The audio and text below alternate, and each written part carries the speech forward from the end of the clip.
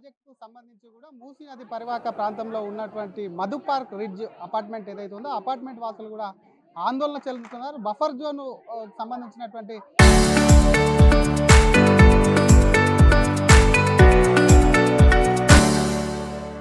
Extension 50 మీటర్లకు పెంచు కూడా కూల్ చేస్తారని ఎప్పుడైతే అప్పటి నుంచి కూడా ధర్నాలు నిర్వహిస్తున్నారు. ప్రభుత్వానికి వ్యతిరేకంగా నిరసనలు తెలుపుతున్నారు. ఈరోజు బీజేపీ రాష్ట్ర అధ్యక్షులు చెవుల ఎంపీ కొండ విశ్వేశ్వరరెడ్డి అలాగే బీజేపీ ఎమ్మెల్సీలు వచ్చి వారికి భరోసా కల్పించారు, అండగా ఉంటామన్నారు. ఒక్కసారి ఇక్కడ ఉన్నటువంటి బాధితులు మధుర్ పార్క్ రిడ్జ్ అపార్ట్మెంట్ వాసులు ఒక్కసారి మనతో ఉన్నారు, వాళ్ళతో మాట్లాడించేటువంటి ప్రయత్నం చేద్దాం. ఆల్రెడీ నోటీసులు ఇచ్చినట్టున్నారు, మీకు ఏం చెప్తారా సార్? ప్రభుత్వం ఇచ్చిన నోటీసులు పేపర్లో వచ్చినాయి, పేపర్లో వచ్చింది ఇట్లా. కానీ మేము 15 ఏళ్ల నుంచి ఇక్కడ ఉంటున్నాం. మేము కొనుక్కొని ఎంత అంటే ఇది రిజిస్ట్రేషన్ ప్లేసు. చాలామంది ఆర్మీ వాళ్ళు ఉన్నారు, రిటైర్ అయిన వాళ్ళు, జాబ్ చేసే వాళ్ళు అందరూ ఉన్నారు. మాకు సేఫ్టీ ఉంటుందని మేము పైసా కూడబెట్టుకొని ఇక్కడ ఇల్లు కట్టుకుంటే ఇప్పుడు కూల్ చేస్తాము. మాకు ఇదంటే మాకు చాలా బాధగా ఉంది. మేము ఎక్కడికి పోవాలి? మేము ఇంకా డబ్బులు బ్యాంక్ కట్టే వాళ్ళు ఉన్నారు, ఇది చేసే వాళ్ళు ఉన్నారు. అన్ని నమ్ముకొని వచ్చిన వాళ్ళకి మేము ఇట్లా ఉంటే ఏమవుతుందని మా బాధ. మీరు అన్ని చేసుకోండి, గాంధీ విగ్రహం పెట్టండి, మేము దానికి వ్యతిరేకం కాదు. మా ఇళ్ళని కూల్చకుండా మమ్మల్ని రక్షిస్తే అదే మేము కోరుకుంటున్నాం. చాలా ప్లేసులు ఉన్నాయి, ఆ ప్లేసులో పెట్టండి అని మీరు కోరుతారు. మీరు ఎంత కొన్నారమ్మా? ఎంతకాలం అయింది ఉండబట్టి? మేము 15 ఏళ్ళు అయిందండి. 15 ఏళ్ళ నుంచి అన్నాం. మేము రిజిస్ట్రేషన్ బుద్ధి. ఈఎంఐ ఉందా? ఏమన్నా బాగా ఈఎంఐ లేవండి. మామూలుగా అంటే అందరికి ఈఎంఐలు రావు కదండి, మాకు ఈఎంఐ రాలేదు. మేము మామూలుగానే ఇల్లు కొనుక్కున్నాం, అన్ని అమ్ముకొని. ఇది పరిస్థితి మాది. ఇప్పుడు మేము ఎక్కడికి వెళ్ళాలి? మా అధికారులు వచ్చి మీటింగ్ పెట్టిరన్నారు, ఏం చెప్పారు మరి ఆఫీసర్లు? అందరు వచ్చారు, మేము ఉన్నాం మీ వెనక అంటున్నారు. ఎందాక ఏమవుతుందో తెలీదు. అది బీజేపీ వాళ్ళు వీళ్ళందరూ వచ్చారు, మొన్న ఆదివారం వచ్చారు, అందరు మాట్లాడుతున్నారు. ఇవాళ వచ్చారు, ఇప్పుడు మాట్లాడుతున్నారు. అందరు బాగుండాలి అనుకుంటాం, అందరూ బాగుండాలి, అందులో మేము ఉండాలని కోరుకునే వాళ్ళల్లో మేము. ఇక్కడ చాలా మధ్యతరగతి వాళ్ళే ఉన్నారు, కిందకి వెళ్ళలేరు, పైకి వెళ్ళి కొనుక్కోను లేరు. కోట్లలో పెట్టాలంటే మా వల్ల కాదు. అదండి మా పరిస్థితి. Thank you. అమ్మ, ఎంతమంది ఉన్నారు మొత్తం ఇక్కడ? మేమా 450 ఫ్యామిలీలు అండి. ఎన్ని పోతాయి అంటున్నారమ్మా? వాళ్ళు ఏం అంత పోతుందని ఒకసారి అంటారు, లేకపోతే సగం పోతుందని ఒకసారి అంటుంటారు. వాళ్ళు ఇష్టం వచ్చినట్టు చెప్తా ఉంటారు. ఏం చెప్తారు తల్లి మరి? మీకు కూల్ చేస్తే ఒకవేళ ఏం చెప్తారు గవర్నమెంట్ కానీ అధికారులు కానీ? ఏం చెప్పాలని? మేము ఇదే చెప్తా ఉండండి, మా ఇంటి జోలికి రావద్దు, మమ్మల్ని వదిలేయండి. మేము ఆర్మీ నుంచి రిటైర్డ్ అయ్యి ఇక్కడ పెట్టాము వచ్చిన డబ్బులు. చాలా మంది ఉంటాం ఆర్మీ వాళ్ళం ఇక్కడ, రిటైర్డ్ అయిన వాళ్ళు. అందుకని మా జోలికి రావద్దు, మీరు చేసుకునే పని చేసుకుని పోండి ఎక్కడికైనా కానీ, మా జోలికి అయితే రావద్దు. ఇది అసలు జోలికి రావద్దని అంటున్నారు. ఒకసారి మిగతా ఉన్నటువంటి చాలా మంది మహిళలు కూడా వచ్చి కూడా బయటికి కూడా మాట్లాడుతున్నటువంటి దృశ్యాలు కూడా చూస్తున్నారు. ఒకసారి తల్లి మాట్లాడుద్దా?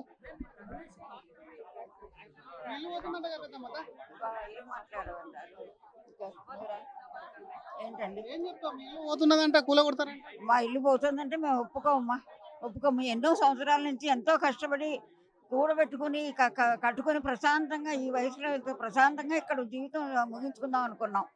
ఇక్కడ నుంచి అసలు కదిలే ప్రసక్తి లేదు. ఇక్కడ బాగా మాకు అలవాటు అయిపోయింది. ఇది బఫర్ జోన్లో కూడా లేదు. అన్ని పర్మిషన్ తోటే ఇల్లు కట్టుకోవడం జరిగింది. అందుకని ఇది తీస్తారంటే మాత్రం ఇక్కడ మొత్తం అందరూ కూడా ఎవరు ఒప్పుకోవటం లేదు. అందరిది ఒకటే మాట. 450 కుటుంబాలు ఉన్నాయి, అందరిది ఇదే మాట. మాదందరిది వాళ్ళు కట్టుకోవాలి, సుందరీకరణ తీసుకోవచ్చు, మూసీ నది ప్రక్షాళన చేయమనండి, గాంధీ స్టాట్యూ కట్టుకోమండి, ఏమన్నా జరగచ్చు, మా సహకారం ఉంటుంది. తప్పకుండా అవన్నీ చేస్తే మేము సంతోషిస్తాం. మమ్మల్ని మాత్రం డిస్టర్బ్ చేయదు, ఈ ఇళ్లను మాత్రం ఏమీ కదలటానికి వీల్లేదు. ఇదే మా కోరిక. వేరే దగ్గర కట్టిస్తామంటున్నా గవర్నమెంట్, వెళ్తారా? వేరే దగ్గర కట్టించినా మేము వెళ్ళమండి. మేము ఇక్కడ స్కూళ్ళు అన్ని దగ్గర, ఇక్కడ పిల్లలకు స్కూళ్ళు జాయిన్ పిల్లలు చదువుకుంటున్నారు, ఉద్యోగాలు చేస్తున్నారు. మా పిల్లలు అన్ని దగ్గరగా ఉంది, అనుకూలంగా ఉందని కట్టుకున్నాం కదా, స్థిరపడిపోయాం ఒక విధంగా ఇక్కడ. అలాంటిది ఇప్పుడు ఎక్కడికో పంపిస్తే వెళ్ళినా కూడా మేము ఇబ్బంది పడతాం తప్ప మాకు ఏమీ సుఖమైన జీవితం మేము గడపలేము ఇంకా. అందుకని ఇక్కడి నుంచి కదిలే ప్రసక్తి లేదు, మేము ఇక్కడే ఉంటాం. ఏం చెప్తాం? అదేనండి, మేము ఎక్కడికి వెళ్ళామండి, మేము ఇక్కడే ఉంటాము.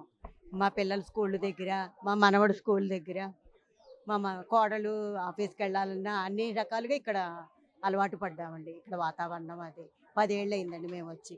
ఇప్పుడు ప్రత్యేకంగా సుందరీకరణ అని పేరుతో మమ్మల్ని ఖాళీ చేయమంటాం అనేది భావ్యం కాదు. మీరు ఎక్కడైనా చేసుకోవచ్చు సుందరీకరణ, బోల్డ్ ప్లేస్ ఉందండి. ఇక్కడే కట్టాలని లేదు. 450 కుటుంబాలు రోడ్డున పడేసి సుందరీకరణం అనేది చాలా అమానుషంగా ఉందండి. ఇది అసలు సుందరీకరణ పేరుతో కూడా ఇన్ని కుటుంబాలు రోడ్డున పడేయద్దు అంటున్నారు. ఒకసారి మరొక అమ్మను ఒకసారి మాట్లాడించండి. తల్లి ఏం చెప్తారు అసలు గవర్నమెంట్ తీసుకున్నటువంటి డిసిషన్కి?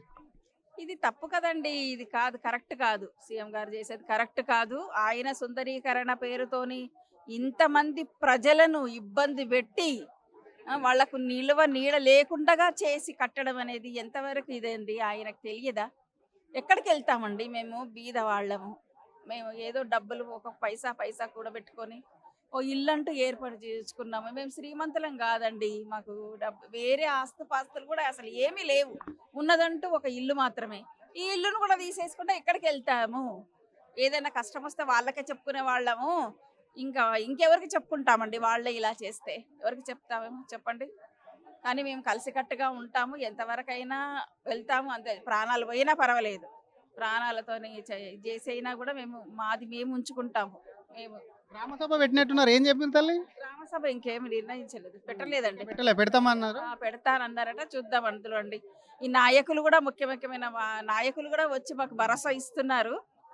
చూద్దామండి ఇంకా మరి ఏం చేస్తారో ఏమని. వాళ్ళ మీద మాకు భరోసా ఉంది. మేమైతే ఈ గవర్నమెంట్ వస్తే మాకు ఎంతో సహాయంగా ఉంటుంది, తోడుగా అండగా ఉంటుంది మాకు అన్ని అనేసి ఎంతో ఆనందంగా ఉన్న టైంలో ఇదంతా ఏంటండి ఇది?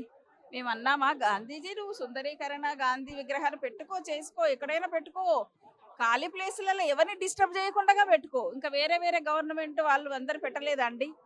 స్టాచ్యూలను పెట్టారో చేశారు, కానీ ఎవరికన్నా ఇబ్బంది పెట్టారా? ఎవరినైనా చేశారా? కానీ ఇదేంటండి ఈ సీఎం గారు ఇలా వచ్చేసి మీరు వెళ్ళిపోండి ఇక్కడ చేస్తామనేది ఎంతవరకు సబబు? మాకైతే ఇష్టం లేదండి. మేము ఎట్టి పరిస్థితుల్లో ఈ అపార్ట్మెంట్ ఖాళీ చేసి వెళ్ళే ప్రసక్తే లేదండి. ఇక గవర్నమెంట్ వస్తే మంచిది చేస్తాండి. ఈ గవర్నమెంట్ కి ఓటేసిండ్రా? మొన్న వేసినామండి. వేసినందుకు మూల్యం అంటారా? వేసినందుకు మేము ఈ గవర్నమెంట్ కి మేము ఓటేసినందుకు మాకు మూల్యం ఇదేనండి. ఇదే కదండి గవర్నమెంట్ ఇదే. దానికి ఓట్లు అయితే మేము అందరం ఈ గవర్నమెంట్. ఎమ్మెల్యే వచ్చిండమ్మా మీ దగ్గరికి? ఇక్కడ ఉన్నటువంటి ఎమ్మెల్యే వస్తున్నారు. ఏం చెప్తున్నాడు ఎమ్మెల్యే? ఎందుకంటే ఇప్పుడు కాంగ్రెస్ లో ఉన్నాడు. భరోసా ఇస్తున్నారండి. వాళ్ళ నిర్ణయాలు, వాళ్ళ అభిప్రాయాలన్నీ చెబుతున్నారు. మా అభిప్రాయాలు మేము చెబుతున్నాము. మాకు భరోసా ఇచ్చారు, అండగా ఉంటున్నామని చెప్తున్నారండి. ఆ ధైర్యంతోనైతే ఉంటున్నాము. కానీ దినదిన గండంగా ఉంది మాకు. ఈ రోజు ఈ విషయం తెలిస్తే రేపు ఏ విషయం తెలుస్తుందో ఏంటో, ఎల్లుండి ఎలా ఉంటుందో ఏంటో అనేది ఉంటుందండి. పిల్లలకు అసలే ఎగ్జామ్ టైంలో పిల్లలకు వాళ్ళు కూడా సఫర్ అయిపోతున్నారు. మేము ఇది అవుతున్నాము, భయాందోళనతోని ఉంటున్నామండి. Thank you madam. ఇది అసలు ఈ ప్రాజెక్టుకు సంబంధించి కూడా ఎట్టి పరిస్థితుల్లో కూల్చేటువంటి ప్రసక్తే లేదు, కూలగొడితే కూడా ఊరుకునేటువంటి ప్రసక్తే లేదు అని చెప్తున్నారు.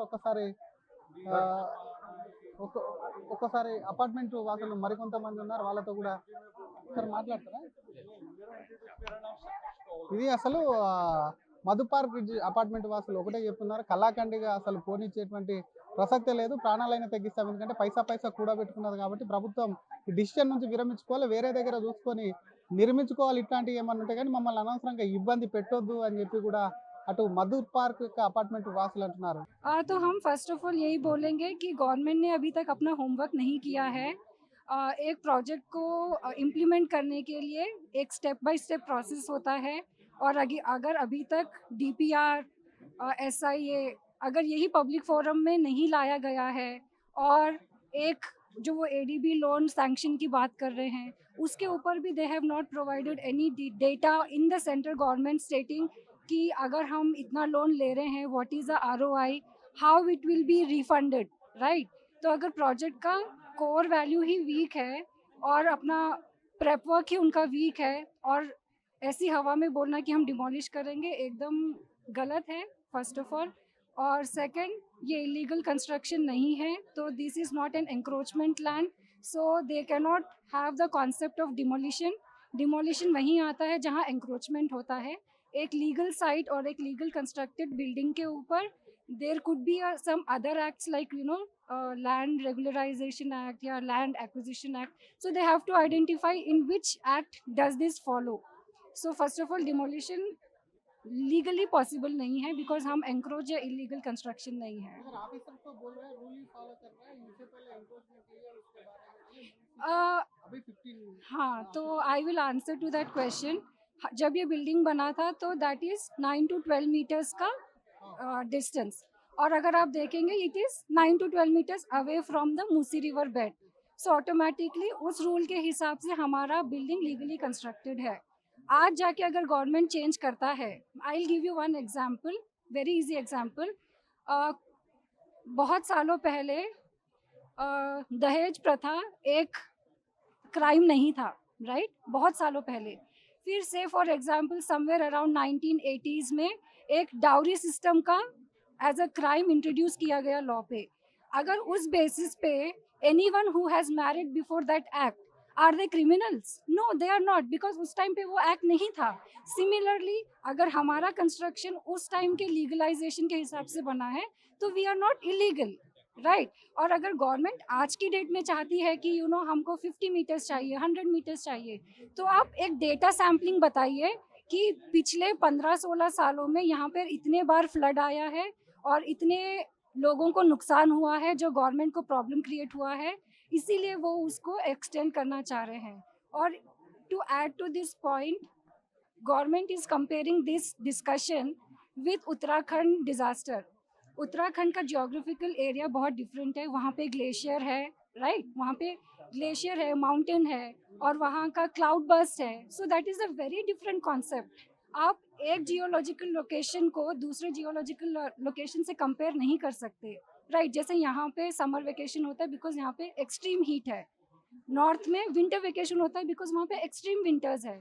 सो आप दो चीज़ों को हवा में कंपेयर करके अपने आप को जस्टिफाई नहीं कर सकते, इज़ व्हाट आई कुड से।